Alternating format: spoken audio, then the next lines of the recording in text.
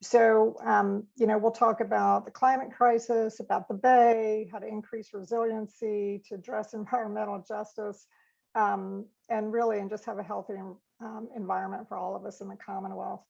So quickly, a few logistics. We've got 4 panelists, so each speak for about 6 minutes, and then Sarah Vogelsong is our amazing moderator. She'll follow up with some quick questions, and then we'll go on to the next speaker. But the last 45 minutes are really reserved for your questions. So you'll use the Q&A feature at the bottom of your screen. Just type in your question, and we will roll through those in the last portion of this webinar.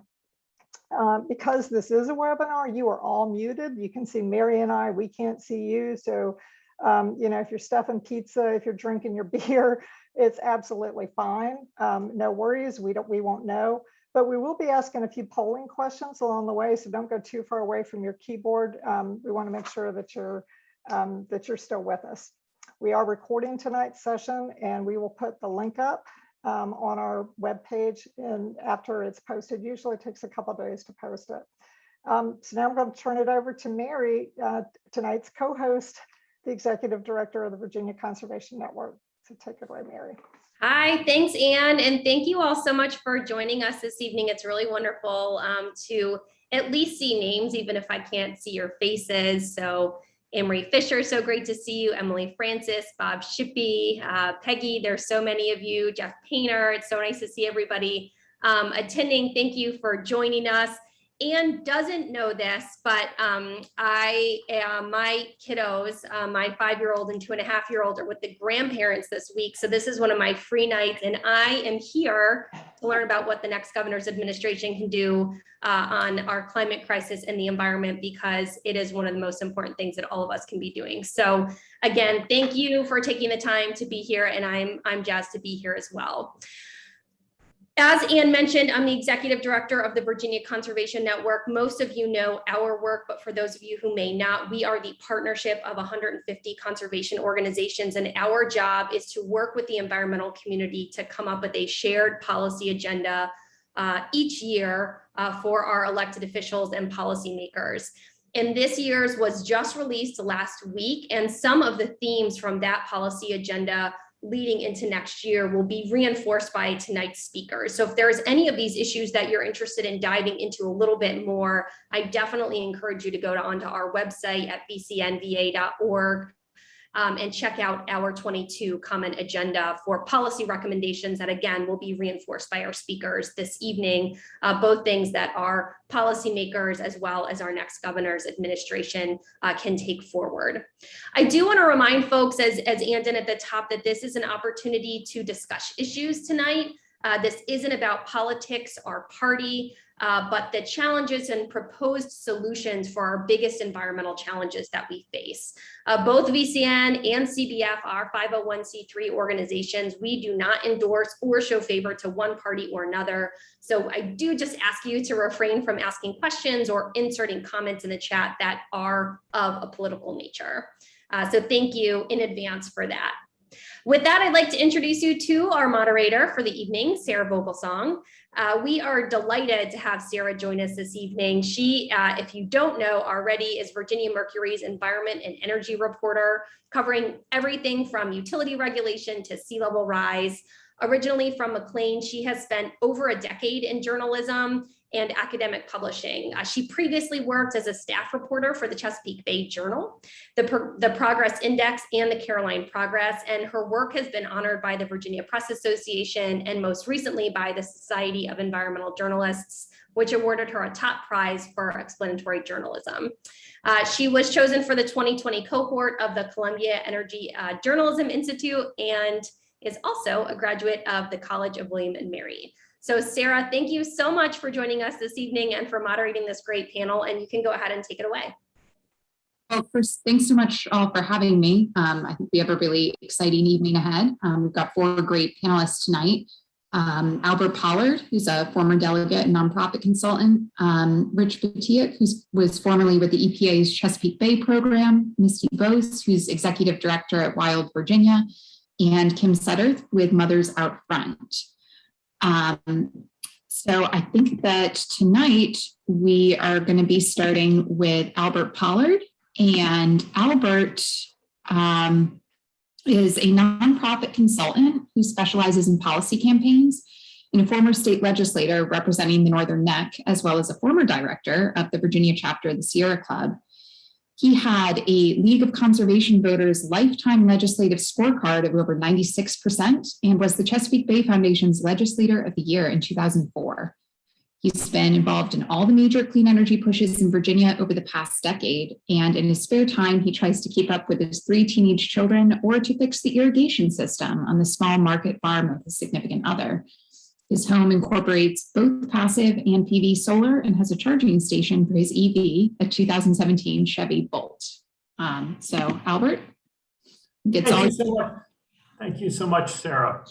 So yeah, I'm going to be speaking to you about the climate crisis and in Virginia.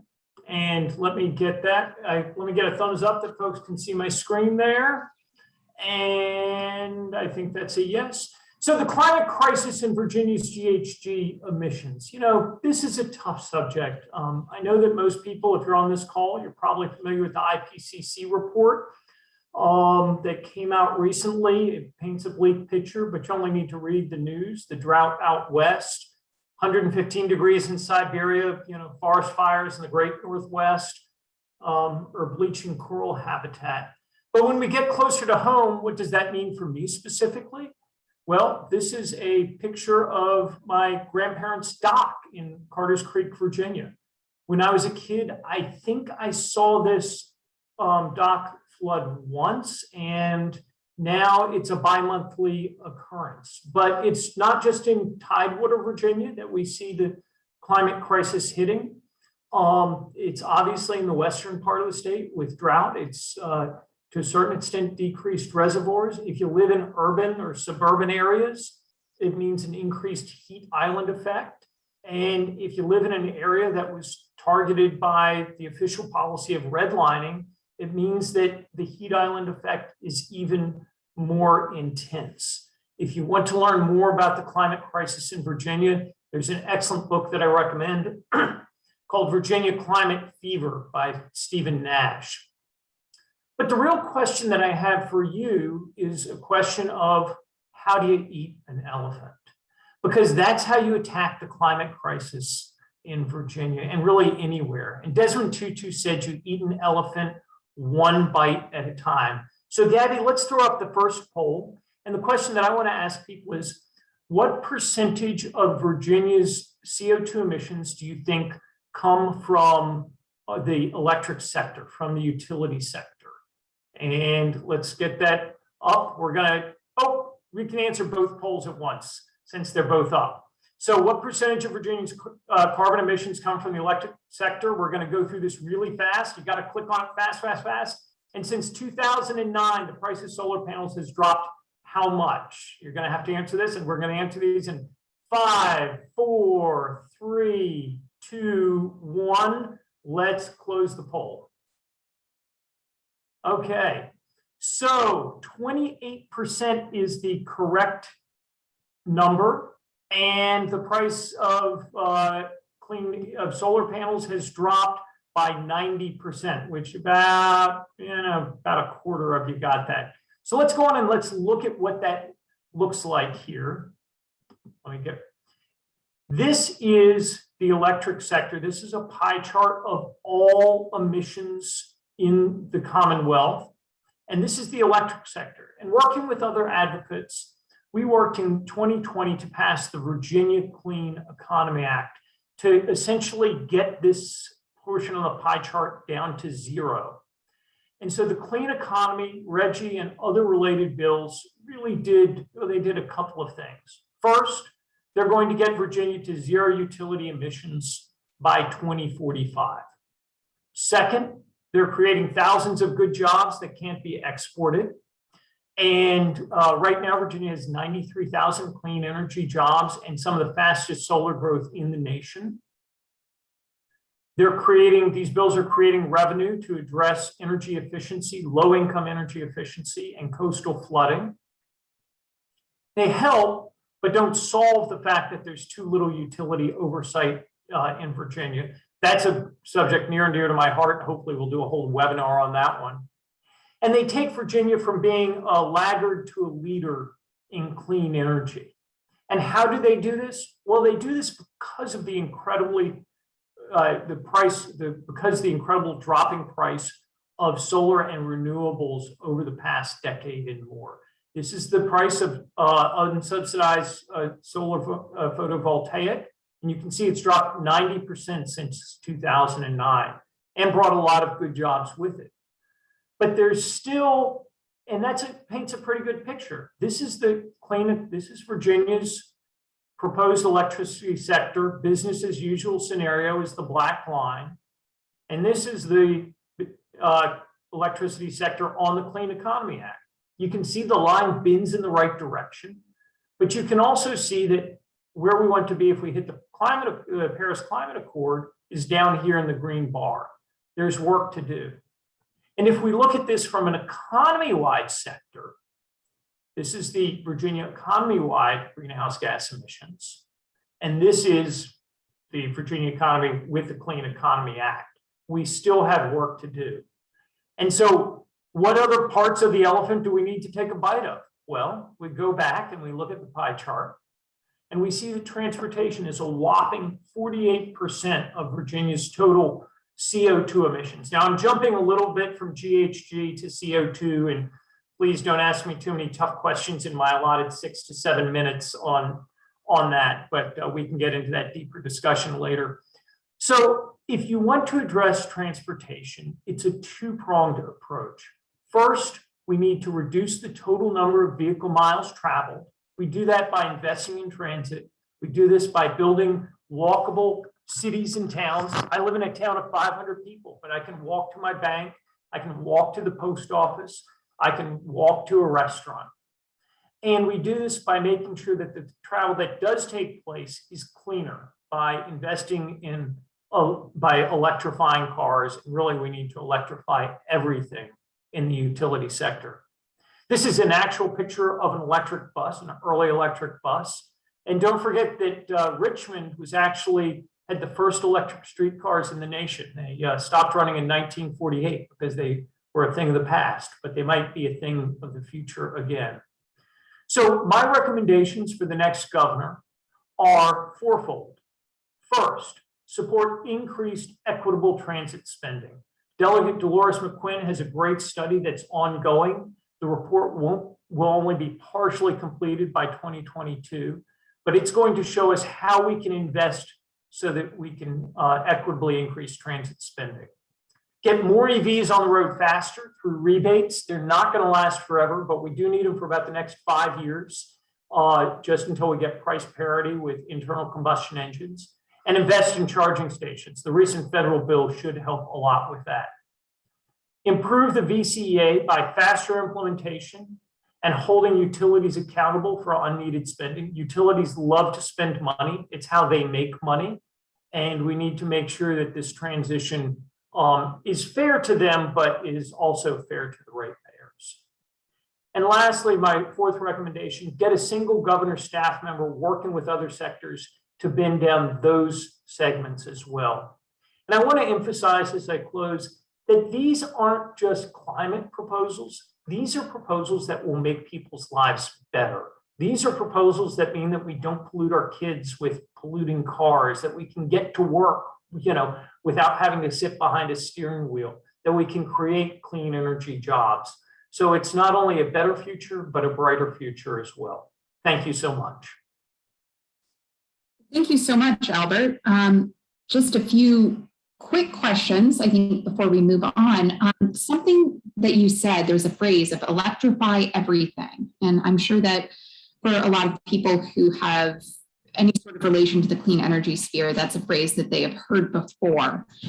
Can you illuminate a little bit, what does that actually mean? And why do people want to electrify everything? Thank you.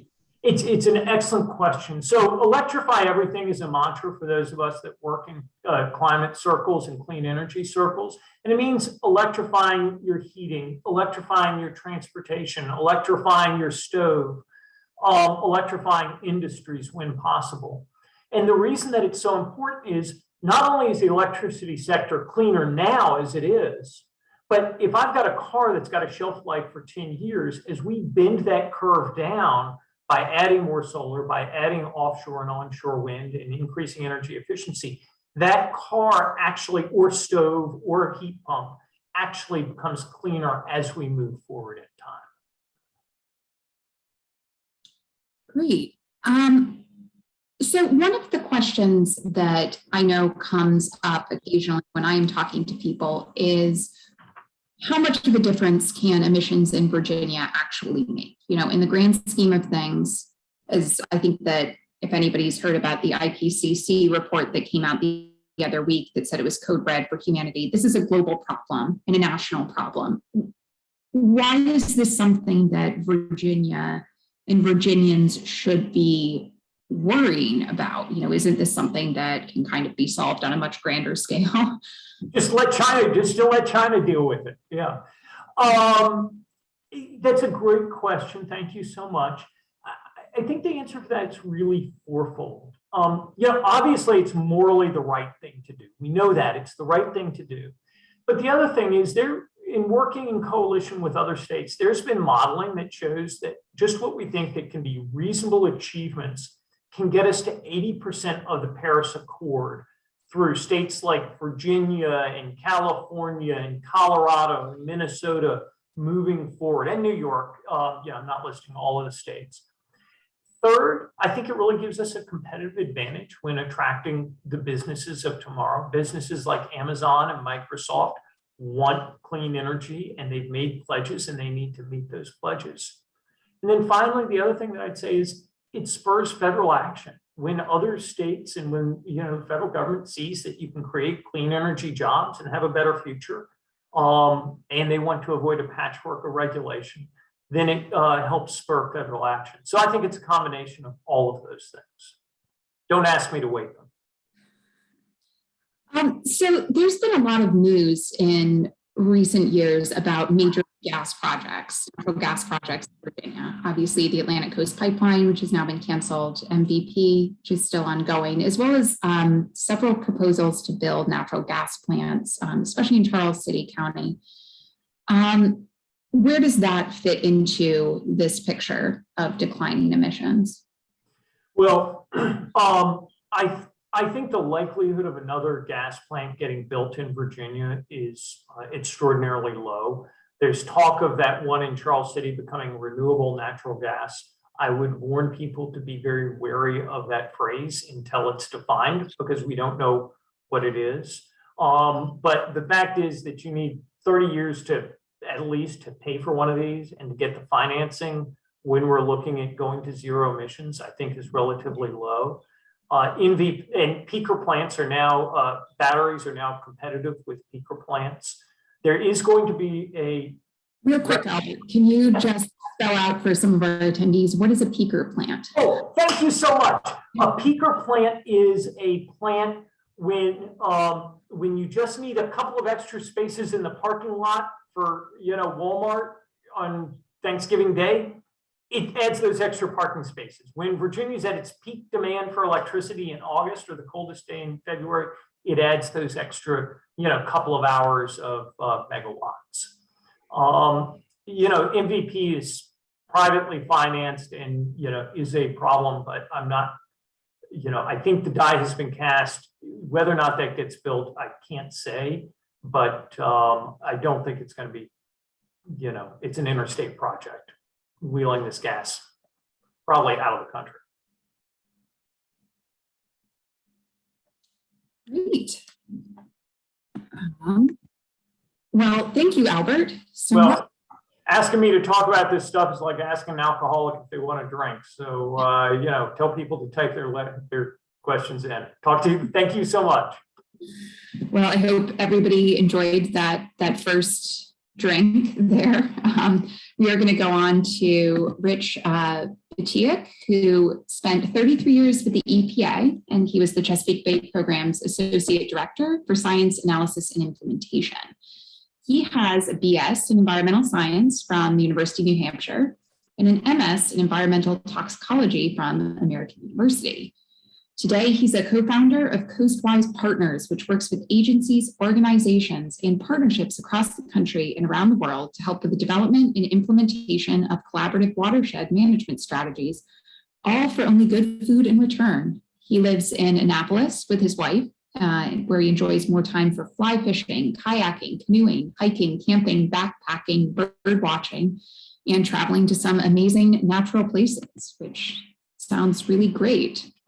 So thank you, Rich. You're welcome. Well, I'm going to go ahead and share my screen and talk to you all a little bit about the great work that Virginia's done to date, but the challenges that are facing the next administration and the new governor coming forward. So over the last 35 years, Virginia has taken a huge bite, in this case, out of nitrogen pollution coming from farm fields, from city streets, from tailpipes, from people's neighborhoods, et cetera, across the board. That's great news. But if you look at that pie chart in the middle, most of that came from upgrading Virginia's wastewater treatment plants. Billions of dollars went into good engineering by cities and counties and small municipalities. That's great work. That's really unprecedented, other than in the Chesapeake Bay around the world, taking that much production out of there. But that leaves a huge challenge out there. So you notice that in this case, agriculture was only responsible for 16% of the reductions that Virginia's gotten in the last 35 years. Here's what Virginia has to do next. Whoop. And that is, the pie chart has changed. It's gone from red, which was wastewater, to mainly agriculture. So the next administration has a huge challenge, and that is over 34 years, the reductions that they've got to get actually more reductions in the next 4 years than they've got in the past 34 years. That is a tough road to go. It's difficult working with so many different farmers that are their prices are based on world markets out there. But the next governor's got to figure out how to not only work with what's happened out there, they've actually got to transform the working relationship with these family farms that are across Virginia and helping local economy, the state economy, and really helping feed the world out there as well. But you also notice in this case, Virginia is expecting reductions from urban cities, from residential neighborhoods out there as well, that they haven't gotten to date. That is a challenge as well that's going to be facing the next administration. So let's look a little bit about what's happening out there. And that is, if you look in the upper right-hand corner here, progress over time, they're sort of going to continue that line all the way through. But if you look at the wastewater chart, this next one over here, job done. They met their goals early on, billions of dollars invested in there, but kudos to many of Virginia's cities, towns, local ratepayers, local politicians there. They did a tremendous job in cleaning up local streams and rivers. Virginia's rivers are cleaned up or running a lot cleaner because of that effort and put into wastewater. But if you look down at the agricultural sector, look at that. In the past number of years, ag has probably reduced more than, other than in the Chesapeake Bay region, probably has reduced more nitrogen loads off their farm fields, their production areas, than probably anywhere else in the country, maybe even the world, maybe other than places in Europe. That's good news. But look at the challenge that's facing them from now through that 2025 deadline. That is a steep curve that does not talk about changing the amount of dollars significantly, changing the programs, et cetera. The next governor has got to, as I say, start that transformation. We've got to work with our farmers, our producers, people that are producing our food, our fuel, our fiber out there a lot differently. And Virginia's got the opportunity to start that heading in the right direction. And that final challenge is even made more difficult based on what Albert was talking about. And that is, not only do we have to change it from, and Virginia has slowly but surely decreased the amount of pollutants coming off of our city streets and our backyards. If we own a house and we fertilize our lawn, we're probably part of the problem out there. So not only does Virginia have to slow that down, it has to change that direction and head in the opposite direction in order to clean up local streams and rivers and our beloved James River and Eastern Shore tributaries and Rappahannock along the way there as well. So we've got a huge challenge. being made even more difficult because of climate change out there. So what is the next governor? Rich, if I could just jump in real quick, we've got a question that I think is a really good one. When we talk about nitrogen loads or relatedly phosphorus loads or sediment loads, are we talking about what actually ends up in the water? Exactly, yes. So what we're talking about is the amount that comes off these city streets and may come from up as far as Lynchburg and eventually gets into the James River and then gets down into the Hampton Roads area as well. So these are loads that are actually getting not only into our rivers and streams, but actually into the Chesapeake Bay itself. So the two areas that is big challenges for the next governor is, how do you work with farmers? How do you work with these local businessmen that are mainly family farms out there that in some cases have income from several different areas in addition to that? What the next governor needs to do is to start to transform how we work with those. A key thing to that is not just depend on more state, federal, or local investments. We need to bring in more private capital. To do that, you've actually got to start looking at what our farmers and producers are putting on their agricultural lands and their production areas as marketable. There's a benefit if they're helping with clean water. There's a benefit if they're reducing the amount of CO2 coming out of there. There's a benefit if they're slowing down flooding for downstream there as well. And the next administration needs to continue to remove barriers to putting practices in the places that make most sense. Not the first farmer that steps up or an easy place to do it. Where should that next dollar, where should that next $1 million invested in our farmers go within each of the different watersheds in the areas out there as well? So they need to open up to new private capital. What they also need to do is we're getting smarter. You talk to some of those farmers out there and they're taking advantage of new technologies where they actually put the right amount of fertilizer as they're working down up and down the rows of corn and soybean. That's precision agriculture. You put less on the field, less is going to run off and more is going to go into plant production. The same thing. They're feeding their dairy cows differently over time. You feed Bessie the right amount, she's going to produce good quality milk, and less is going to come out the other end as well. And then some of my colleagues in the Chesapeake Conservancy, they're recommending something called precision conservation. And that is use technologies to do the same thing, work with farmers, work with landowners to get the best bang for the buck right in the places in the farm fields where it's going to make a difference for their production area, for the downstream neighbors, and ultimately for Chesapeake Bay as well. So we've got to get smarter, not just the state, but the state needs to work with federal partners, local partners, and private industry to get more precise about how we go from there. And the second challenge is stormwater. Virginia's got a good program working with large municipalities like Richmond and the Hampton Roads areas. But one of the things they need to do is they've got stormwater practices that are dozens of years old. They've got to update with the new science that we've learned in the last decade, what Albert was talking about. We need to start looking for storms and designing for them that are a lot more extreme than we might have seen 5 or 10 years ago. So they need to improve they need to raise the bar in terms of those specifications. And we all need to be taking a look at extreme events that are going to come more and more often to protect human lives, infrastructure, as water quality conditions out there as well. Virginia's got a strong program, but they've got to take it up to the next level. And they've got to look at least a dozen years down the road, if not more, and start looking towards those practices. And the next governor also needs to recognize that Virginia's done a good job with these large municipalities. There's a lot of small ones that are not regulated, or in fact that may have some regulation, but they're not getting the attention that's necessary. Virginia's got a good, strong program, the Virginia Conservation Assistance Program, that delivers money to local landowners that are not normally going to get the kind of support that they need. More money invested in that is going to be good. And then finally, Virginia's got new Chesapeake Bay funds coming, the infrastructure bill. They should be targeting our small regulated stormwater areas in our non-regulated communities out there as well. So the next governor's got a big challenge, how to actually accelerate working with producers out there to reduce more pollutants that are coming off their farm fields, their agricultural production areas, protecting their farms, getting healthier animals out there, protecting their bottom line, and delivering clean water. And they need to step up Virginia's good, solid stormwater program, essentially thinking a decade ahead and working with the smaller folks out there, the smaller communities that also have got to deliver in terms of stormwater in there as well.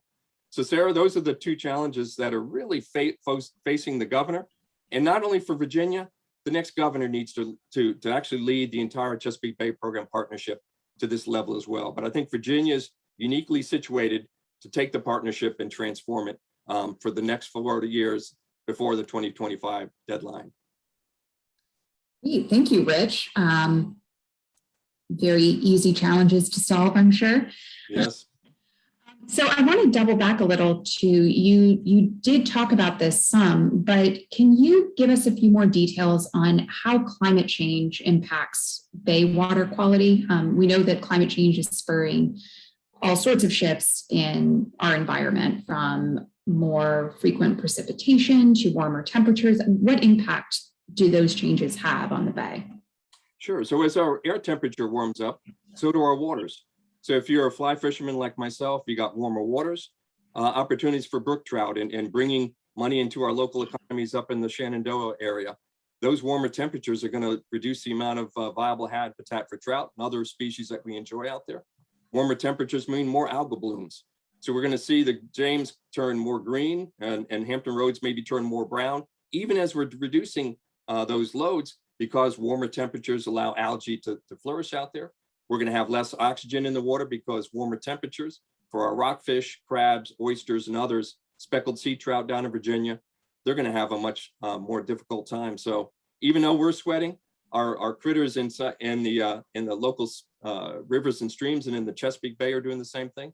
And our eelgrass are starting to decline off because the summers are too hot for them. That's a lot of different changes. Absolutely. A lot of overlap between them, that they all kind of affect one and the next. When it comes to reducing these pollutant loads, how big are the changes that we're asking people to do to reduce these pollution loads? Are they mostly just tweaks to the way that people are accustomed to going about their work and their activities, or are we asking for sort of fundamental shifts in that? If you're a farmer, we're not, in some cases, we're not asking fundamental shifts, because a lot of them are trying to keep it at the outer edge there. But in fact, what we're asking for is to give them more technical assistance, give them more assistance in funding where they are not able to pass it on to their consumers. So in the case of the producers and farmers out there, we're asking some of them, we're actually asking the whole infrastructure that supports them to change. That is actually going to be probably more difficult in changing individual farmers' behavior. And then in terms of us homeowners and landowners, yeah, we're asking changing things like how much fertilizer do you need to fertilize? How often do you cut your lawn? Do you have your downspouts so that they're actually not going down to your neighbor, going out to the storm drain, but they're actually going down and soaking into the ground?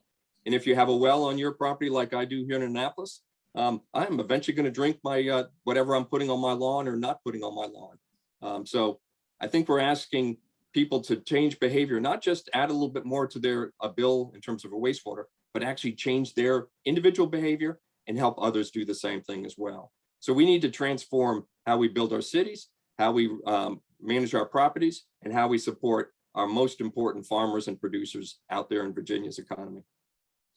You mentioned, just a real quick follow-up, you mentioned precision agriculture and precision conservation. How possible are those, is it to encourage those among farmers with limited access to broadband? Yeah, I think actually it's less, farmers are going to be less looking on the internet. They're going to trust their farmers that are next door or down the street. They're going to trust those that have given them good advice from their soil and water conservation district, from their feed producers, from their seed distributors, et cetera. We've got to get the whole infrastructure from U.S. Department of Agriculture to Virginia Department of Conservation and Recreation, to their soil and water conservation districts, to farm bureaus.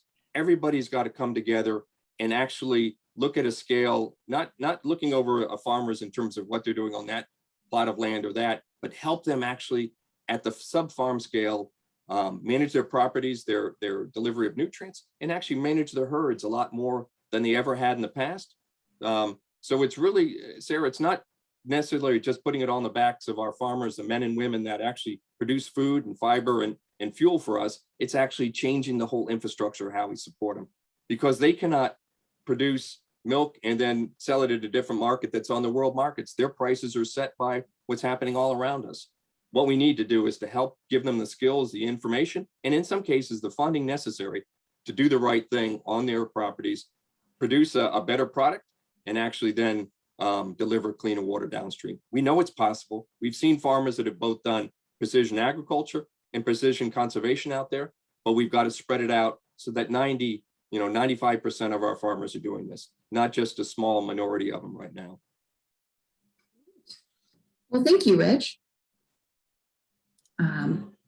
Hopefully everybody doesn't feel as daunted by these challenges as I frequently do.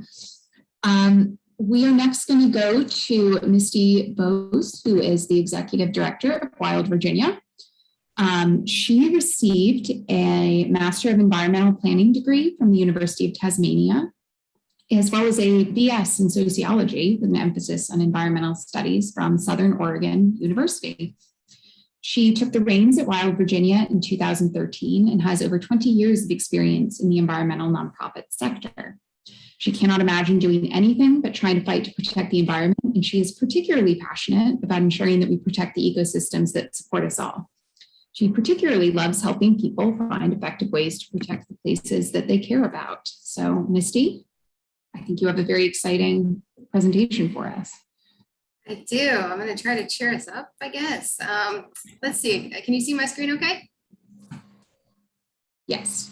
Okay, good. I always like to check. Okay, well, I want to talk a little bit about, this beautiful, beautiful place we live in, right?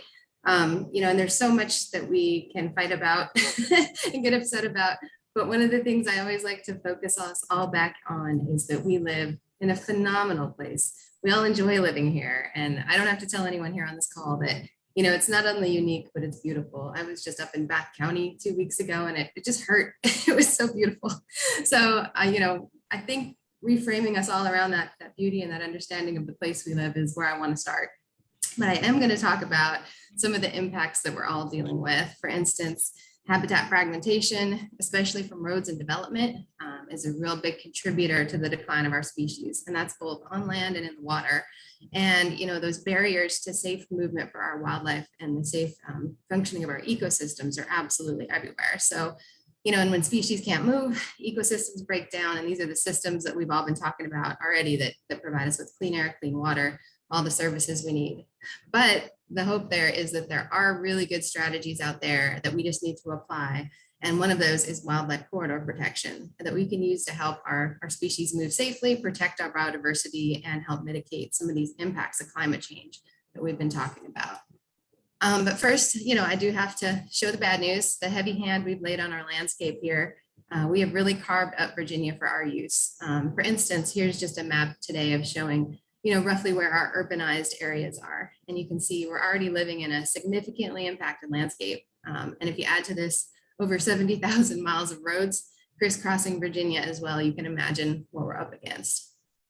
And this is the same map as the probability of urbanization in the year 2100. So if you're thinking our wildlife are having a hard enough time today, safely navigating the landscape, what on earth is going to happen, right, as the state becomes even more developed? So it's anticipated that Virginia could become the 10th most populous state in the country by 2040. So we really need to look ahead now and plan really carefully to find ways to be sure we're protecting our wildlife and all those ecosystems that hold us all together. And I always like to show this example because this really is what we're dealing with when we're all out driving around. This is fragmented landscapes confronting us every day on the roads. Virginia is constantly among the top 10 states with the highest number of deer vehicle collisions out there. And there's over 60,000 of those collisions every year, 60,000 on our roadways. And so it's affecting the big species we hit, but it's also impacting all these little guys too. So this is just showing the impacts. And like I said, those impacts to safe movement are everywhere. And I really love this beautiful but very troubling map from the Nature Conservancy. It shows the anticipated movement of mammals and birds and amphibians as they essentially are fleeing in response to climate change and looking for more suitable places to live. And you can just see Appalachia, look at us, we're such a big movement corridor for species. And so you got to think about every road, every development we're putting up interrupts this flow and these animal movement corridors, right? and everything needs to move. And even more so now that we're changing basically the conditions under which species live. So this is where we get back to the way of using wildlife corridors as a way to protect a safe path or a safe path of habitat for species to use and get where they need to go. And just to remind folks, corridors often link larger intact pieces of habitat, and I'll get into that a little bit. So there's a lot of ways to kind of get at what a map of Virginia's wildlife corridors should look like. I really went back and forth about what to show you all tonight. Conserve Virginia does a great job of showing some priority wildlife corridors. DCR has done a great job of working to identify and map where some of the key wildlife species are moving. Today, I really though wanted to show this map. It's from the Wildlands Network, and it's very broad and it's artistic, but it's really showing us what a connected East could look like. And as you can see, Virginia is smack in the middle of it with our national forest, almost 2 million acres as a core of habitat, right? And we play a big part in whether or not East Coast is connected. And the bottom line this map shows is really we need to hold on to what intact forests and intact habitats we have and add more wherever we can. And I think what's important to note, especially as we're talking across the aisle, this doesn't show land locked up that no one can access. I think one of the things that I love about wildlife corridor protection is it can happen on private land. It can even be a public park. The real key is ensuring that our ecosystem functions are undisturbed enough so that we can continue to have them operating and that these land are connected to each other, right? So I think another key point is that we can't do this fast enough. Everyone's talking about climate change, and there's a good reason for that, right? We are almost out of time to really take action on this stuff. And like we were saying, when species can't move, our ecosystems break and those systems break down. So we're losing pollination, water purification, disturbance prevention. And if we had to provide all of that ourselves, it would cost billions. We just couldn't do it. And our intact forests are helping us sequester carbon, keep it out of the atmosphere, be more resilient in the face of the increasing intensity and frequency of storms. And so we have to manage what's left to hopefully deal with this really scary future that we're up against. So if you were to run into our next governor, I would hope anyone on the call here would say, we need to treat Virginia like the special place it is. And we need to protect the intact habitat cores that we have left. Biodiversity isn't something nice to have. It's actually what holds us all together, right? We need to prioritize protecting connections between what we have left. And we need to fund things like the Wildlife Corridor Action Plan and help landowners get some funds to protect their wildlife corridors too. We need to fund projects to help wildlife cross roads and get across these barriers safely. And we should be thinking of that stuff up front before we build any more barriers, rather than coming in after the fact and trying to fix it when it's more expensive. And we need to do it now. The IPCC report tells us climate change is coming home to roost now. We have a tiny and shrinking window to make rapid changes on how we fuel our economy and protect our land.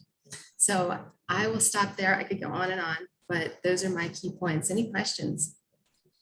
Thank you so much, Misty. I want to double back real quick to something you just mentioned, which is the Wildlife Corridor Action Plan. Can you go into a little bit more detail about what that is? Sure. I'll shut down my screen sharing here and then get you guys back to something normal. All right. Back to normal? Yes. Okay, good. So yes, the Wildlife Corridor Action Plan that I mentioned is Virginia's General Assembly about 2 years ago took some amazing steps forward. They passed bills like the Wildlife Corridor Action Plan. And this actually is a plan that had bipartisan support across the aisle, which is great. Again, this is an issue everybody can get behind. And it basically works to improve on the identification. So where are species going? And then also a coordinated strategy to protect them. And what I love about this plan is it does include terrestrial and aquatic wildlife corridors. And the final plan is actually going to be ready in 2022. And it should include some maps of critical habitat and the corridors between them. It'll also have a list of priority wildlife crossing projects. So I'm really hoping the next governor will take leadership to fully fund this critical work, right? So we can do what it's meant to do and protect the systems that we all depend on. So you just mentioned that this might protect aquatic species as well. How do you ensure that those have this connectivity to migrate? When it seems like most of the paths are going to be, it's much easier to find those paths through land rather than Totally. That's a great question. So yeah, when folks think about this work, it's really easy to get caught up on deer and bear and species on the roads, right? And things moving on land. But connectivity of our waterways is also extremely important. You know, barriers to aquatic movement are things like dams and culverts that are clogged or were never designed to even allow aquatic species through in the first place. You know, and just like on land, if species can't move, systems break down, we have impaired and stressed waterways, right? And they're getting warmer too, so species need to move.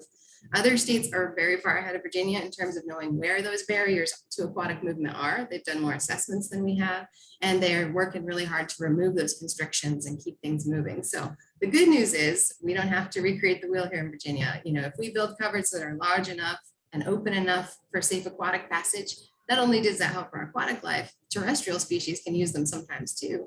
And these larger structures can better withstand increasing floods, you know, because we know those are coming, and this will all make us more resilient to climate change as well. So there's just so many co-benefits and reasons to plan for safe wildlife movement, you know, both on the land and in the water. So thank you for asking that. One other thing that you mentioned in there was carbon sequestration, which is sort of this other side of the coin in combating carbon emissions, you know, not just reducing what we're putting in there, but actually offsetting that. But there's been a lot of conversations about how effective carbon sequestration is. Can you just talk a little bit about sort of where we stand in the state's progress on that and whether or not it is considered to be an effective tool? Yeah, for sure. I mean, I think a lot about this when we're talking about energy usage as well. You know, we can either, you know, find more energy, or we can do a better job of just using what we have well, right? So carbon sequestration to me is also that. We know, you know, we've thought about it for a while, but now it's pretty clear. Big, large trees hold a ton of carbon, right? So we need to be hanging on to every big, large tree we have, making sure we protect more so they can grow up and become big, large trees. And then also doing everything we can to protect more land cover to make sure that we're storing yet more carbon. We know that that offsets the climate crisis we're dealing with. And we know that the state has significantly hammered its forests over the years. So we have a lot of work to do to get our forest cover back to where it should and could be. But the good news is it's not just trees. You know, you can sequester carbon in a lot of places. And so I don't want people to get too hung up on just thinking about wildlife corridors as tree cover. There's a lot of different kinds of habitat that, if intact, do all the things we're talking about and can help us sequester carbon as well. I think there's been some interesting work done on sequestration in wetlands as well, which often get overlooked. Yeah.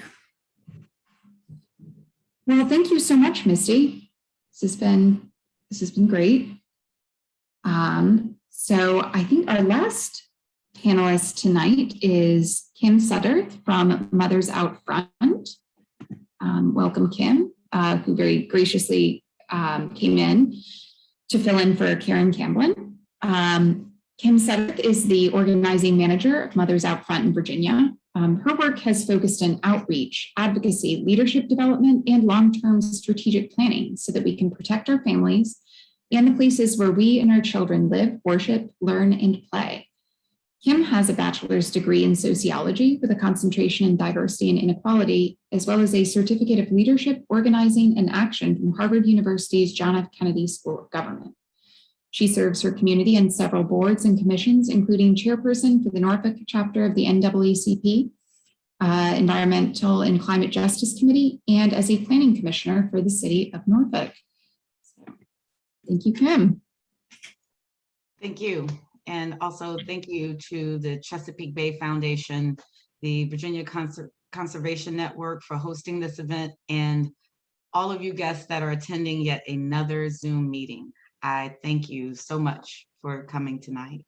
Again, thank you, Sarah. My name is Kim Sutter, and I am the Virginia Organizing Manager for Mothers Out Front. And I think I'm going to start tonight. I don't have a presentation. I apologize. I don't have any graphs and pretty pictures. So I'm just going to talk a lot. And I'm going to start by telling you a little bit about me. I have 3 daughters. They're 30, 22, and 18. And you can call me biased, but they are bright and funny and resilient. And also, I can't wait to be a grandparent one day. So if there's any grandparents out there, go ahead, put in the chat your grandkids' age and and maybe tell me a little bit about what's great about being a grandparent. I know that for me, I can't wait to have sleepovers, take trips to Disney, and binge watch the latest kiddie cartoon like Barney or Blue's Clues or Doc McStuffins or whatever they'll be watching at that time. I've even picked out a grandma name. I want to be called Mighty. So, but I'm a little ways off from that. I figured I'm about 5 or 10 years away from being a grandparent. But that kind of scares me too, because that's about the same time that we'll reach the climate change tipping point. That's if we don't do anything. If we do nothing, our global temperature will rise to 2.5 degrees Celsius or more by the year 2100. And by then, my theoretical grandchildren will be about 70 years old. Now, I'll be long gone by the time my children are 70, or grandchildren are 70. But I imagine, like, if they could talk to me, they would say, Mighty, why didn't you stop this? And I don't want to apologize for diesel buses that produce toxic fumes laden with carcinogens and other particulates that cause asthma and other respiratory illnesses. You know, the fumes that you can visibly see spewing out of the tailpipes, but they're actually even more concentrated inside of vehicles like school buses. And many of the children that are on school buses, for an hour or more twice a day. And I was chatting recently with one of our Mothers Out Front members, Bev. And Bev is a retired teacher from Northern Virginia. And she was telling me about one of her students. And if you've ever talked to a teacher about their students, you know how their face just lights up. And she was telling me about this one young man. He was a little mischievous, but he was smart and he was talented. And he just, you know, added value to the classroom every day. But that was until one day when he didn't show up. And that was because he had an asthma attack the night before and passed away. I want to be able to tell my grandbabies about how our Hampton Roads transit system is already operating electric buses that displace 230 pounds of CO2 each year and reduce energy costs by 75% for each diesel bus that's replaced. And that's an important step forward. You know, I tell them that we were able to expand this effort statewide and save millions in fuel costs and CO2 emissions. Our state senators and delegates implemented bold investments in clean vehicles and clean transportation infrastructure. That's what I want to tell them. And I know I'll be long gone by the time my grandchildren are 70. And if I could talk to them, I would hate for them to say, you know, Mighty, how could you let this happen? And I don't want to have to apologize for heat islands, you know, those areas in urban landscapes surrounded by gray streets and brick buildings, devoid of trees and greenery. That's where it traps heat, causing oppressive hot islands. And what has been found is that it could be upwards of 16 degrees difference between one part of the city and the other, in cities like Richmond and Norfolk. Oftentimes, those neighborhoods are located in formerly red line areas. And they remain predominantly low income and communities of color. And they're hotter than the other communities that are not red line. And just a quick shout out to Dr. Jeremy Hoffman and his team of community leaders who measured the differences in temperature in more affluent areas compared to disadvantaged and minority communities. And this story was also covered in the Virginia Mercury. You know, I'd rather tell my grandchildren about how our state legislature implemented policies that required the replacement of trees in localities that are densely populated. I'd like to not apologize for our persistent dependency on dirty fossil fuels and predatory placement of fossil fuel infrastructure like the Mountain Valley Pipeline or the Lambert Compressor Station, which will exacerbate the climate crisis, causing superstorms like Hurricane Katrina or Hurricane Harvey that affected first and worst people who were brown, Black, low wealth, or some combination. I'd rather tell them about how our state allowed for equitable community participation in public comment hearings by providing virtual options so that they can make sure that everyone's voice is heard. I want to tell them about how we made big, bold, and ambitious investments in sustainable renewable energy like wind and solar projects to avoid or limit some of the worst effects of climate change, so that by the time they're tall enough to ride those rides at Disney and pronounce my grandma name mighty, this climate crisis would be over. And we need a governor who will continue the legacy of comprehensive, equitable, climate protecting policies that we need in order to tackle this climate crisis and achieve true environmental justice and accelerate the transition to clean energy. To meet this moment, to heed the science, and to make good on the promises of all Virginian parents and grandparents to protect our children's future, the next governor of Virginia must act immediately to deliver on climate justice and green collar jobs. That's why I'm here today. I think that's why you're here today too, for our children and most particularly my grandchildren, for their future's sake. Thank you.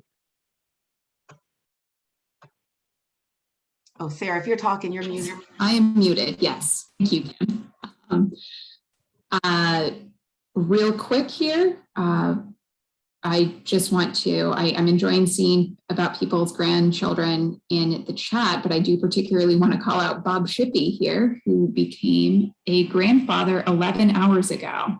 Oh, wow. So breaking news, as we say in the business. Congratulations, Bob. So Kim, I think you touched on a lot of really interesting points, and I think in particularly highlighted some of the intersections between environmental issues and a lot of other areas of policymaking. Can you talk a little bit about how, when we have densely populated areas, so Fairfax County, Norfolk, Richmond, how a lot of what's been discussed is density. How do you balance this growth, particularly growth and density, with affordable housing? Thank you for that. I know that on the Norfolk Planning Commission, we talk a lot about housing that makes good use of our green fields. We have very limited space to build. Norfolk is over 90% developed. And so really the only way we can build new structures is to tear some down or to go up. And so what we've been talking about is a lot of our communities are either apartments or single family homes. We need more of middle homes. We call it the missing middle housing, like duplexes, townhouses, courtyard homes, where we are putting more units on smaller plots of land. And then also being very aware of our flooding issue and utilizing more tools to displace and retain our water, like cisterns and green roofs. So I hope I'm answering your question. But as we're thinking about how can we have more housing and it's affordable, but doesn't continue with our urban sprawl, I think we're more focusing on the middle housing. Gotcha. So in all sorts of environmental decisions, there's been this increasing focus on environmental justice, which I think that a lot of the times comes down to how do you build equity into all of these decision-making and policy-making processes when, I know there's a lot of people out there who feel that equity has really not been an inherent part of the decision-making here. How do you sort of holistically combine that into our structures? Yeah, I can tell you a little bit about what we've done at Mothers Out Front. We've intentionally reached out to communities that are directly impacted by climate change or climate injustices. And so that question has many answers, but to condense them down to one, it would be to ask the people who are closest to the problem to participate in the discussion. Quite often, those who are directly impacted, those that might live near where a pipeline or a compressor station is sited, they may find it difficult to attend a public hearing. So I would say an example of equity in that case would be to allow for a virtual option.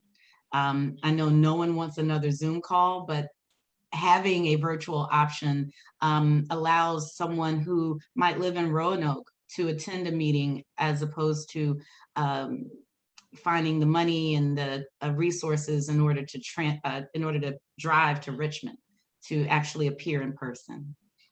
That's one that I can think of, but I would encourage all policymakers here today, all decision makers, agency leaders, find out a way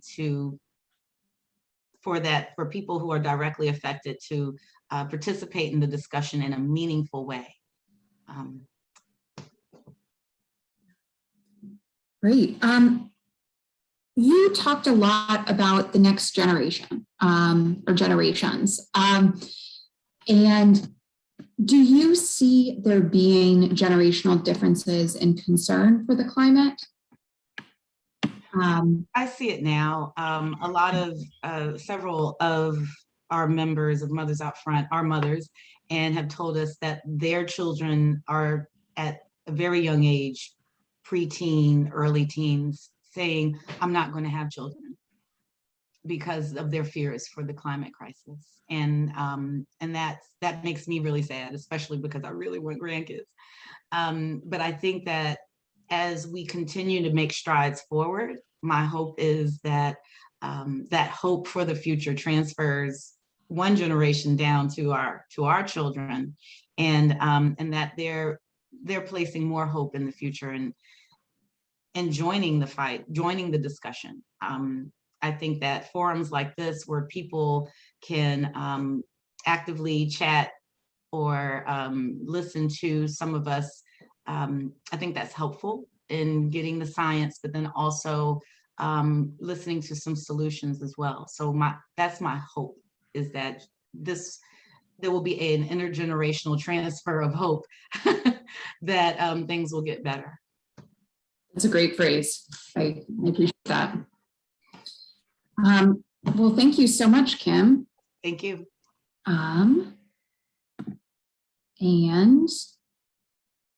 I think that we are going to hand it here back to, let's see. I think we might be going into the Q&A session here, and it looks like people have had a lot of questions, many of which have been answered, but here's a good one that I think would be great to open up again. And this is a question that I think is for Rich here, which is airborne nitrogen deposition accounted for in the Bay analysis?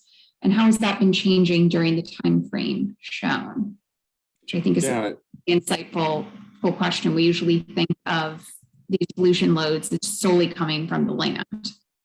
Yeah, so if you go back to the 1980s and early 90s, before the Clean Air Act really took place, and Virginia and other states took a lot of action, air pollution was almost a third of the nitrogen coming into the Chesapeake.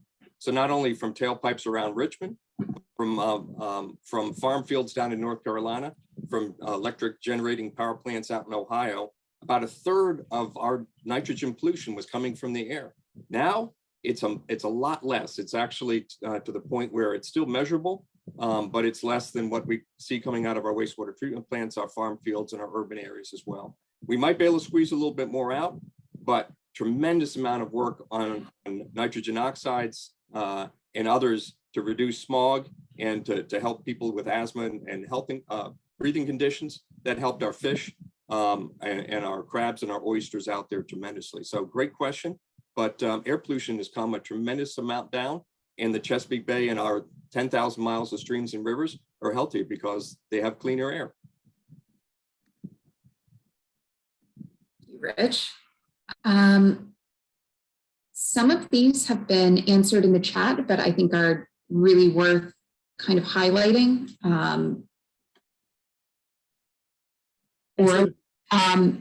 And so one in here that I know has jumped out at me because I was just writing about this earlier this week is deals with this chicken and egg problem of electric vehicles. And this is, I think, going to be a question for Albert.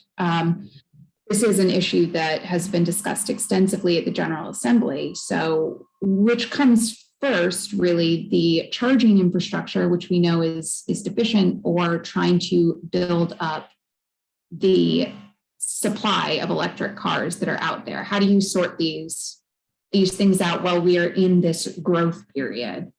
And thank you so much for that question. And before I say anything, I just want to say I'm so glad that Kim was kind of batting on sweep, or whatever you call it. I'm not a baseball person, but was batting cleanup. That's what I meant to say, because your remarks were absolutely lovely and very much on target. So how do you fix the chicken and the egg problem? Well, the first thing that I'd say to the audience is that as somebody who owns an electric vehicle, it is perfect for what I say 99% of my trips and 96% of my miles. That is almost all of my trips, but some of the longer trips, it's not perfect. I'm taking my son to University of Virginia tomorrow. It's a 3-hour trip. I'm not taking my electric car. I could, but I'm not. But that's probably the first time in about 3 months that I haven't driven it. So it is the perfect second car. But I would also say that with money spent from Dieselgate, over 90% of Virginia will live within 30 miles of a DC fast charger, and that infrastructure is getting built fast. If you're nervous about a charging infrastructure, I would say, particularly if you live in a single family home, there's really no need to be nervous, because you charge overnight. But that having been said, this federal money that's coming down is going to build a huge amount of charging infrastructure, and I think it's going to be built at the same time as the growth in the market. Can I make people comfortable by saying that? I don't know, but I do think it's true. And I'd love for others to chime in if, on the panel if they've got insight as well. Anyone else want to jump in on that one? All right, thank you, Albert. A question in here is, how do we get the General Assembly to allow more common sense ordinances? I think this is a really interesting question. Obviously, everybody's definition of what a common sense ordinance is going to be slightly different, but I think that taps into a really important issue Virginia faces, which is we are a Dillon rule state. So localities only have exactly the powers that the state legislature has given them. And if they want to do certain things to, say, deal with climate change, they have to come to the legislature and ask for it. I'm going to open this up to all of the panelists. How do you see the Dillon rule as being compatible with climate change adaptation? I just talked, so I'm going to let somebody else talk first. Okay, I'll talk. The Dillon rule, Virginia needs to get rid of the Dillon rule. I mean, I live in a town with 500 people, and I don't think they changed this in the past few years. I know my town has more taxing authority than Fairfax County. Now, Fairfax County has more people than, North Dakota, Rhode Island, Vermont, Montana, Alaska, and my town has more taxing authority just because of this historical anachronism. We need to give these localities, which are large enough, I don't know whether it's over 150, 100,000 people, the authority to make decisions about their building codes, about their built environment, so that we can move forward and really have some great experimentation. Great book written by former Delegate David Toscano about how states are sort of, the place where policy gets hammered out and made. But we can empower localities so that they can start to work on solutions as well. Yeah, I'd like to agree with Albert here that the Dillon rule, it hamstrings localities. from really having the freedom to support what their constituents want. I would say that, a few years ago, there was a pipeline that was slated to come through both Chesapeake and Norfolk, and the city councils, at least one of them was instructed that they could not make any rules that could be seen as regulating energy because of the Dillon rule. And so they were unable, I would go so far as to say that they were prohibited from doing what they would have done, which was what the community was demanding because of that rule. So we're seeing in real time how it affects decisions on a local level.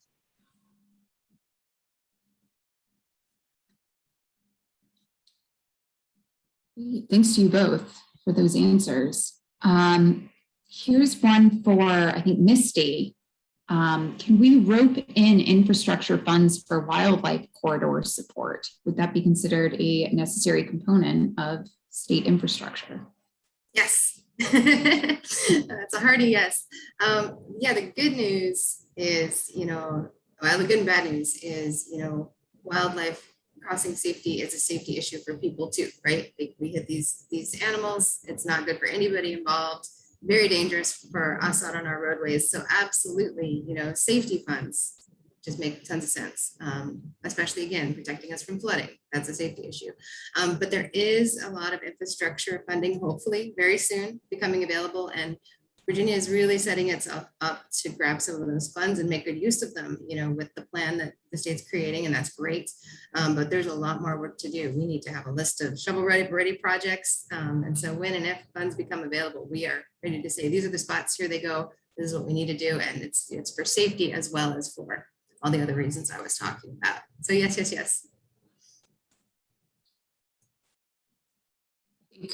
I could definitely predict you are not going to say no, Misty. Here's a question for Kim that just came in a couple minutes ago. And this is something that I've definitely had people bring up with me. The discussion about electric cars and the need for infrastructure doesn't connect to people that don't even have the resources to cover basic expenses, let alone buy a car. There are basic priorities that need to be met first. Albert might also be able to weigh in on that. To what degree is the electric vehicle conversation still tied to high income households? I want to thank the person for asking that question. I do sit with that quite often. I think when I speak about the electrification of vehicles, I think about state-owned fleets of vehicles, the folks that drive the trucks that come to, measure how much water you're using. I'm thinking about the electrification of school buses.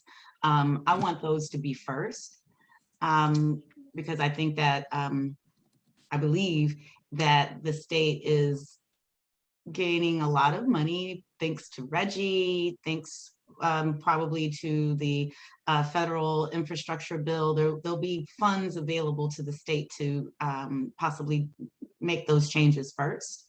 I'm hoping, my fingers are crossed. And then I'd also like to see some of those funds that are intended for geographical low-income areas, that there'll also be maybe grants for folks to help them purchase electric vehicles, to help them purchase new batteries. I saw in the chat earlier questions about how long do they last and how would they be disposed. So there's a lot of answers that I don't have right now. So I think asking me is one thing, but I also would like to hear from folks who are in those positions, like I can't afford a car, and to ask those really hard, tough questions to decision makers. So thank you for that question. I appreciate it. Yeah, I think it's a great question. A couple of things that I'd note, one of which is that Virginia's Eevee rebate program, I'm going to give the small bore answer first and the larger question answer second. The Eevee rebate program actually has some of the best in the nation. It's not funded, that's next year's project, but some of the best in the nation for used vehicles. EVs are cheaper to run, cheaper to maintain over their lifetime presently. So, it is a superior vehicle if you can get to the charging. We understand that's not everywhere.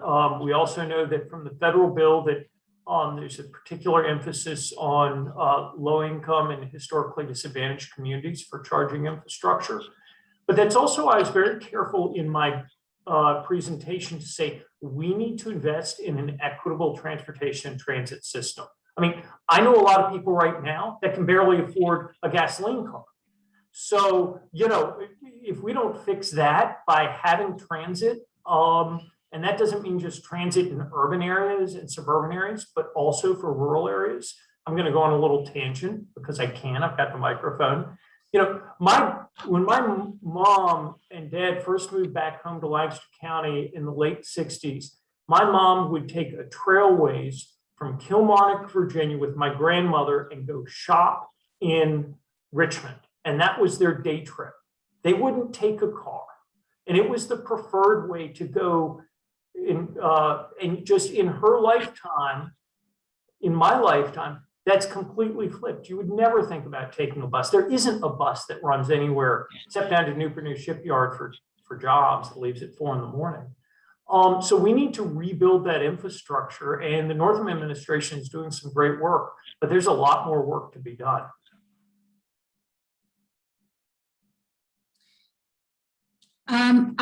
Here's a question for Rich. Don't want to ignore the Chesapeake Bay here.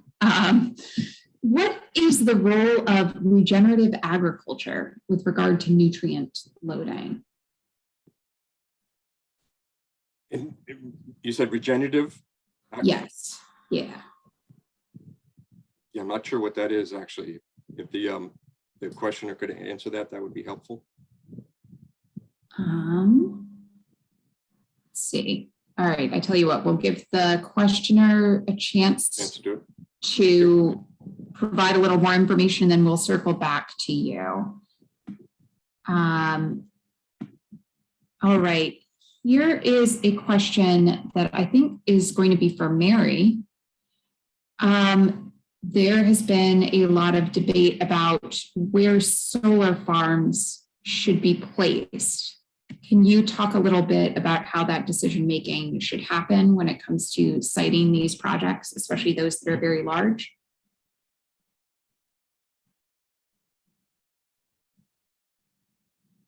Are you saying that question's for me, Sarah? Yes. Yes. I'll take the easy one. Thanks, Sarah.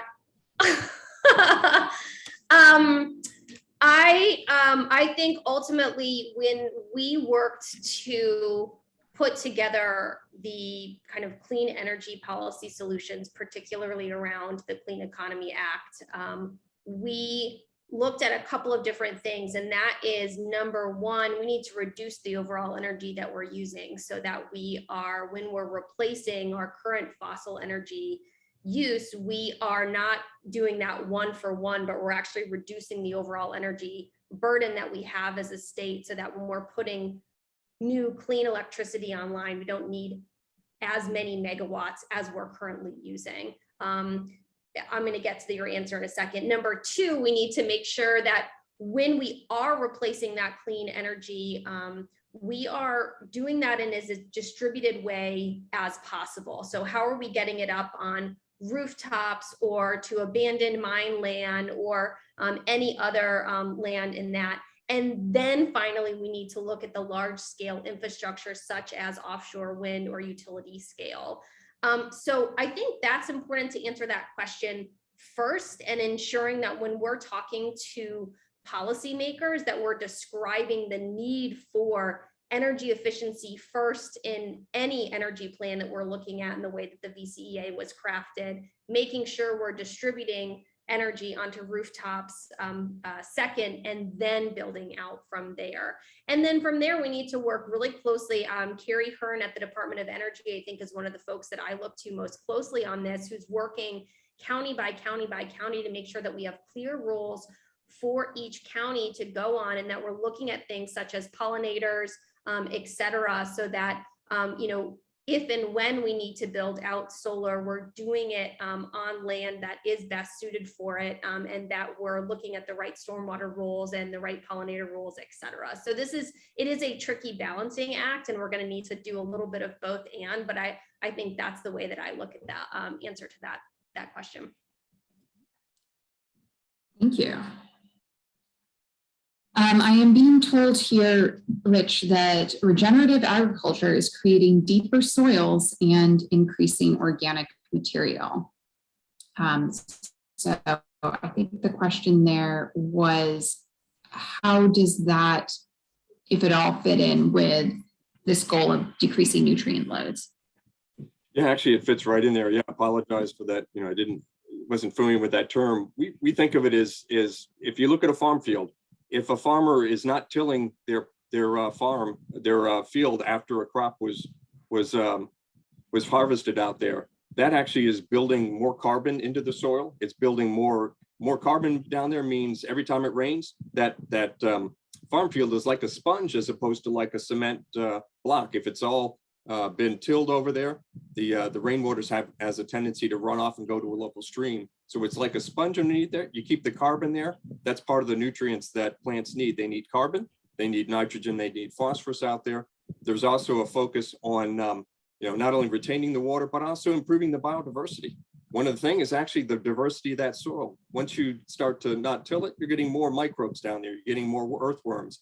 They're actually helping build up the retentive nature of that soil, and it's actually producing better nutrients for your plants as well. A good farmer is actually, if they're going to put that manure, that's a natural fertilizer. They're actually, if they're going to actually inject it into the surface itself, or and down into the root zone, so it's not laying on the surface to get off there as well. So regenerative farming, as that person mentioned, is actually good for the farmer in terms of the products that they're producing. It's also great for local streams and rivers for groundwater that we drink, and it's great for the Chesapeake. So that is certainly consistent with what I mentioned in terms of going with precision farming and precision conservation, like our Chesapeake Conservancy colleagues are advocating out there as well. This makes me want to go out to my garden, Rich. It's unfortunately getting dark. I am going to pass this over then. I mean, these have been some great questions, but I think we are getting close to our time. So I'm going to pass this back to Mary to have some, I think, concluding remarks and do a survey. So. Awesome. Thanks so much.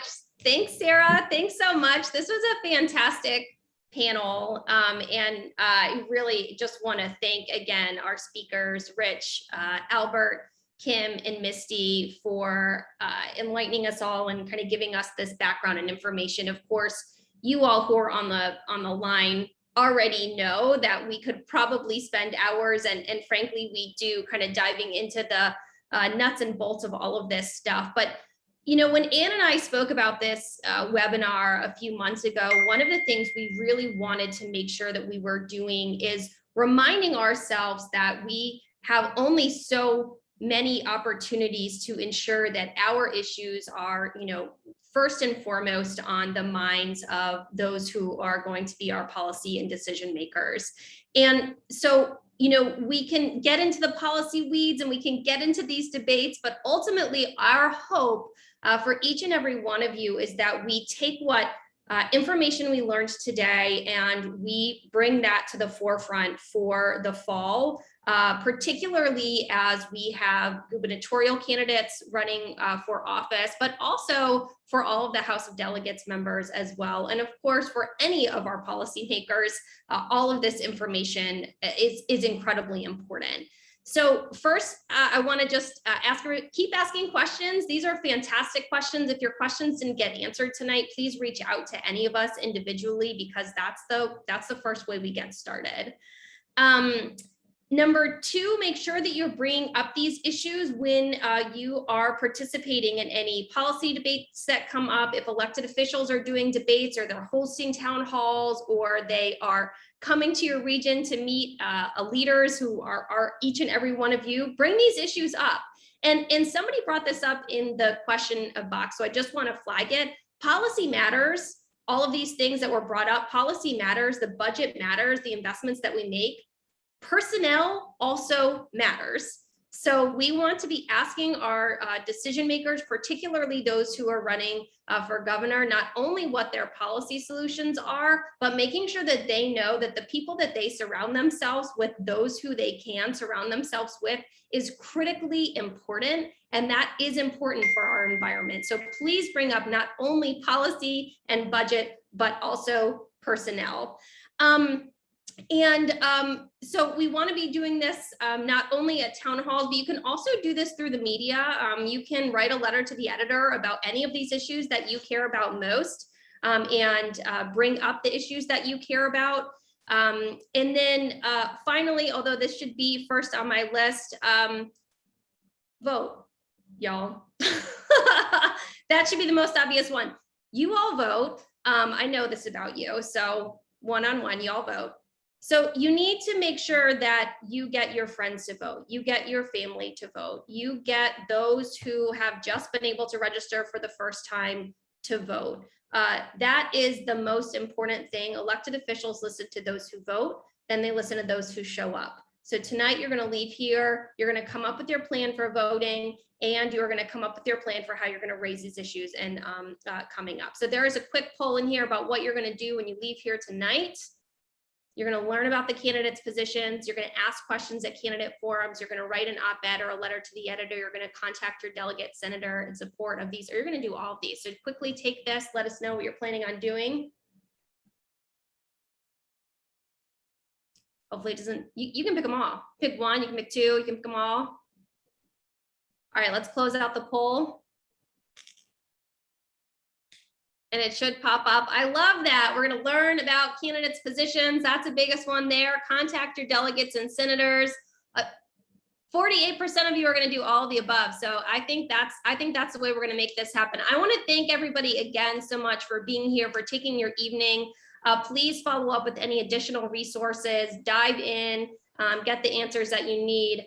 But again, policies on papers and learning more about issues is certainly cool and interesting and exciting. But unless you talk to policymakers, unless you talk to those who are running for office, unless you make your voice heard, we're not going to move these policies any further. So please use your voice. And thank you so much for your time. And do you have any other wise words of wisdom to close us out here before we go? Wow, you guys were awesome. Thank you for all of our panelists, and Sarah for being a wonderful moderator, and Mary for being the best co-host. I really appreciate all of you. So hearts, thank you. And like Mary said, vote and get all your friends to vote too. All right, take care, everybody. Bye-bye. Thanks.